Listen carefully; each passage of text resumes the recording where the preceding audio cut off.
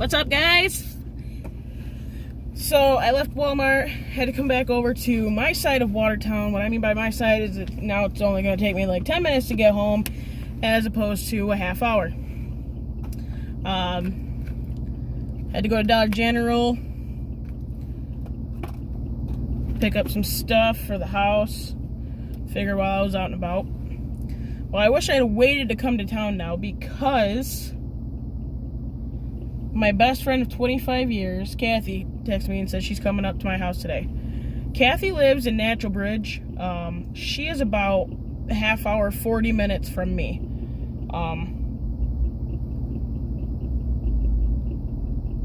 And there's not actually any of my really close, like my best friends that live close to me. And I mean, the one that does, like he's got a life, he's got a kid, he's got 3 kids. That man is always super busy. So I always feel bad when I have a problem and I need somebody to talk to, and I, like, Kathy don't answer, Betty don't answer. I'm always just like, should I call Chris? And then I'm like, if I don't and he finds out that I needed somebody to vent to and I didn't call him, he will flip out. Anyways, Kathy says, what are you doing today? And I said, not a whole lot. She's like, well, I know we're supposed to be in quarantine, and I know, it's whatever, but she's like, I'm coming to your house today. She's like, I'm coming within 6 feet of you. She's such a jerk. Yeah, we've been best friends since we were 5 years old.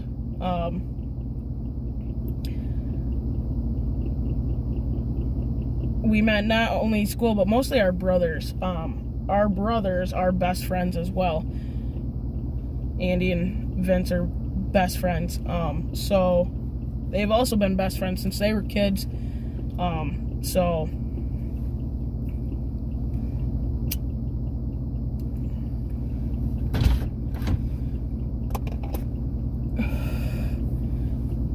Another achievement for my life today. It is almost 11 o'clock in the morning. This is only my 3rd cigarette, and I've been awake since 4.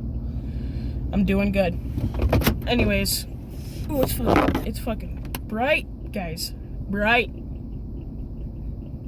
Yes, I just struggled to put my sunglasses on. Don't judge me. Oh, there's a car coming off my right side. This parking lot is very weird. Very, very, very weird. It's huge. Don't get me wrong. It is huge. And I know a lot of people are like, if you manage to have somebody in that big ass parking lot, then you don't know how to drive. Well, let me tell you what. Like, if I could flip the camera around to this, like, I would show you. Like, it is a huge parking lot. It's got several, businesses in it. But, people, they don't go slow going through that parking lot. And there's a few times where you literally, sometimes I've come close to going head on with a vehicle in that parking lot. I don't know what this dude keeps. Hi. Like, I don't know why you keep waving to everybody. But okay. Do you, bro, do you. But anyways, Kathy and I growing up, we weren't exactly angels. We were actually grounded from each other a lot more than, like, our brothers were grounded from each other. And, like, our brothers did some dumb stuff, but they always managed to talk us into doing dumber stuff. And we always, I wouldn't say we always got caught. They definitely got caught more than we did, but we always got caught doing the dumb stuff that we knew better, and we did it anyway. And that's what we got caught at. It was usually the stuff that about killed us. But always got into some shenanigans together. I remember one time we were, I don't know, maybe 10 years old. Maybe, I don't know. When she gets to the house today, I'll have to film and have her, like, help out with the story about how old we actually were. I want to say we were like 10, because we're the same age. I was born in May. Like, I'll be 31 next month. She'll be 31 in September. So we were like 10. Or maybe I was 11, she was 10 still. I don't know. But we walked from her house, which was only like maybe a mile from my house. But we walked from her house, which was on the like state route, like the main road, to my house, which was off on a back road, at 3 o'clock in the morning, because the boys made us mad. So it wasn't even my idea to walk to my house. It was hers. The boys made her mad so bad that she was like, no, we're going to your house. And I just went along with it because that's what best friends do.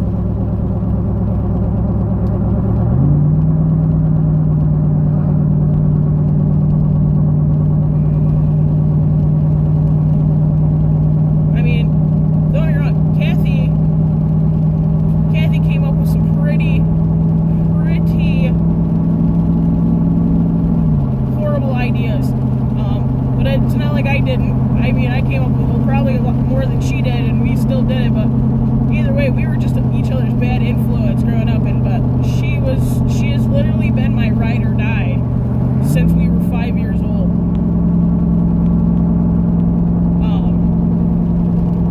But anyways, yeah, we walked to my house at like 3 o'clock in the morning down the main highway to the back road that I lived on, and of course my parents' doors were locked, so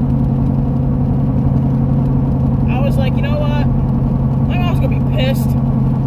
Let's just sleep on the porch and we'll go back to your house in the morning before they get up. Well, Kathy didn't like that idea. I mean, we just walked down the main highway, but apparently sleep in the middle of the dark, you know. But apparently sleeping on my porch was a very scary thing. Let me tell you what, not as scary as my mother when she opened that damn door. My mother was pissed because she started throwing pebbles at my parents' window to wake somebody up. And I mean, she was terrified that my dad was when we were kids, she was terrified of my dad. Because my dad, like, he didn't talk a whole lot, but when he did talk, you were either in a shitload of trouble or he said the funniest shit. But he was a very quiet guy when we were kids. And that scared her.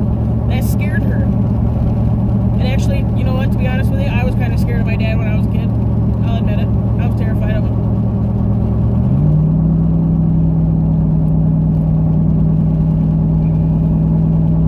As I got older, I learned how to work his daddy-daughter system, especially with me being the youngest. But anyways, we woke my mom up. And of course, my mom was pissed. My mom was super pissed. We're like 10, 11 years old walking down the road, the main highway. It's not even really a highway, it's the main road, at 3 o'clock in the morning. And not liking being woke up. I get that from my mother, because that was another issue. Because we woke her up, and again, we grew up. Our parents were. It wasn't like it is today. Today, you spank your kid in public, like, or if your kid sincerely fucks up, like, you can't really do anything about it other than like yell at them, and then you don't even want to yell at them in public because you're afraid of, you know, somebody calling CPS. Nope, not when we were kids. My mother opened that door and I went to fly in thinking that I could beat my mother because I knew I was either going to get smacked upside the head, sincerely screamed at, or I would get my ass whooped. And I did. I tried to sneak in past my mom as she opened that fucking door, and I got clotheslined. My mother straight up clotheslined me. 10, 11 years old, I got clotheslined because my mother was pissed. She's like, I expect that from the boys, not from you two. Kathy got in scot-free. Like, she got in, she went in and jumped on the fucking couch and, you know, pretended she went to sleep.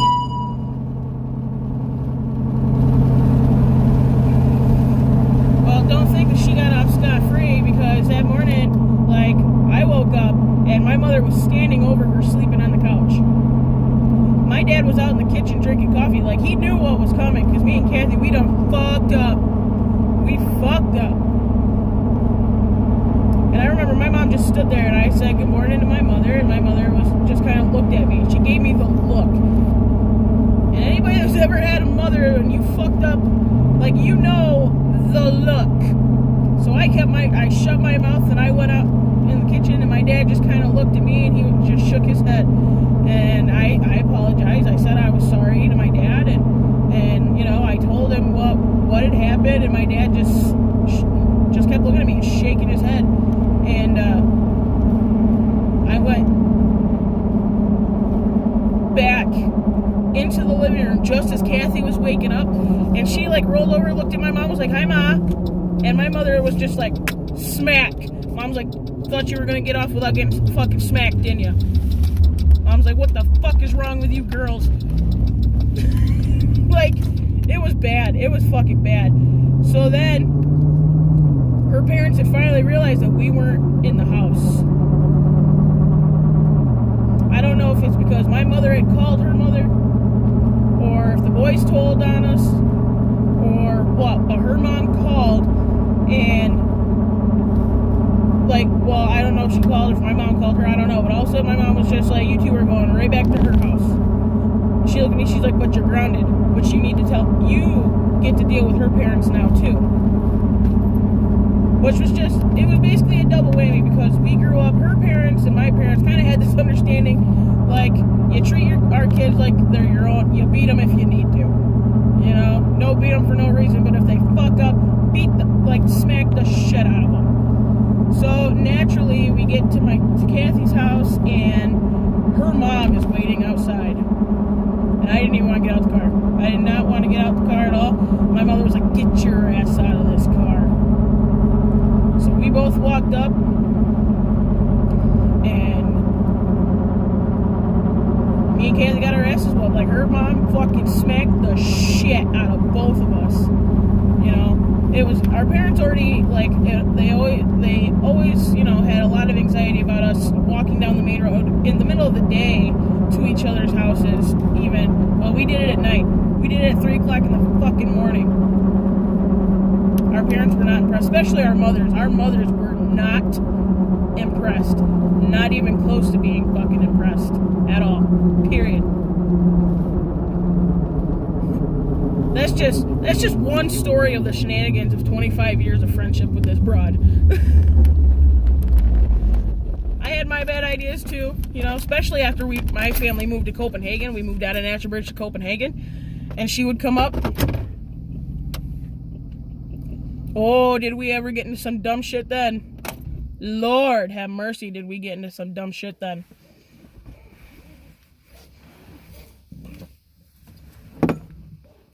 Lord, Lord, Lord.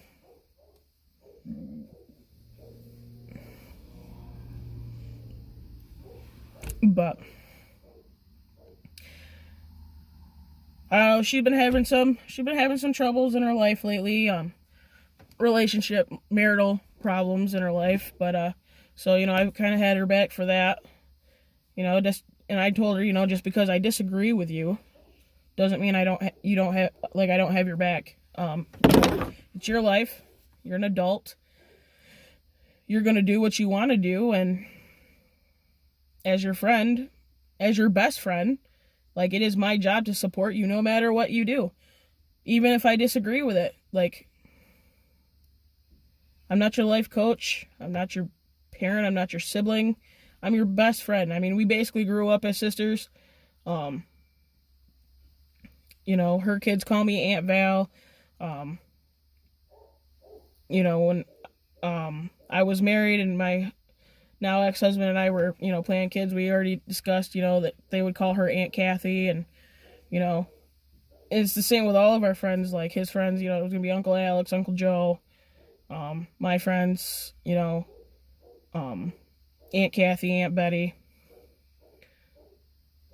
because for me, like, and him at that time, you know, when we were together, like, our friends were our family, you know, they were our biggest support system, and,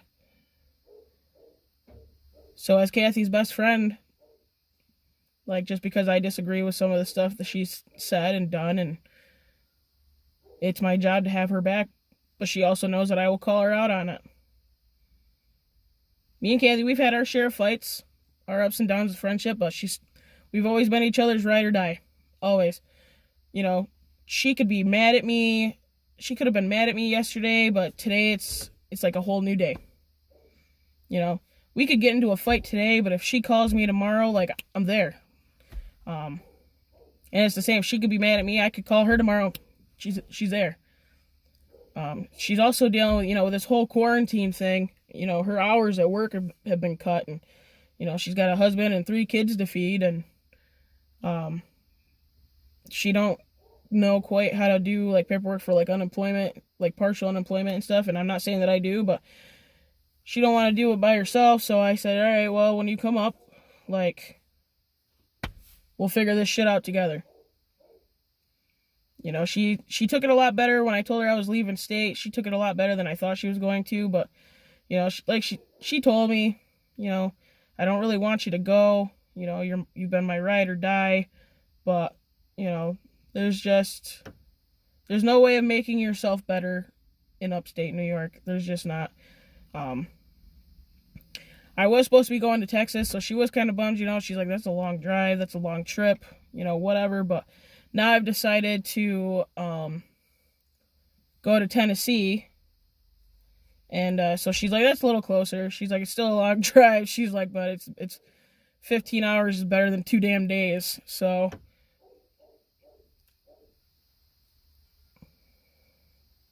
and, she's never been out of New York. She's never even visited out of New York. So, I think she's also excited, like, she has a reason now to vacation outside of New York, come to Tennessee and hang out with her bestie. But, why is my ex-husband texting me?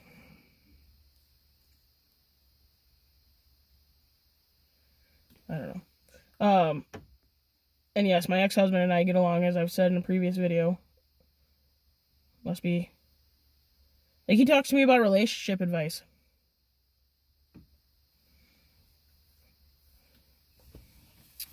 Okay. But he's admitted it, one of our last conversations, dating now compared to when we were a lot younger, like, is completely different. Oh, I know, bro. I know. But, yeah, so he talks to me about these girls that he talks to, and truthful but supportive. Truthful but supportive. He always tells me, you can talk to me about, any guys. No. That's what Kathy and Betty are for. And Chris, I do talk to Chris about some guys. But I don't know. We shall see.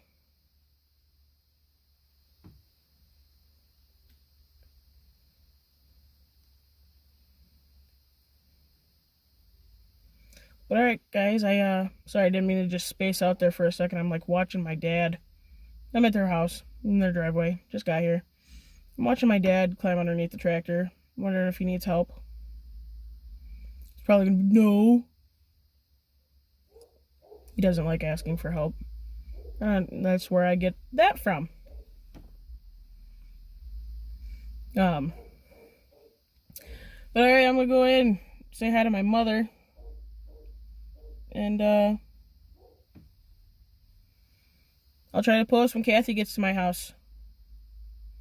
Alright, peace out, guys.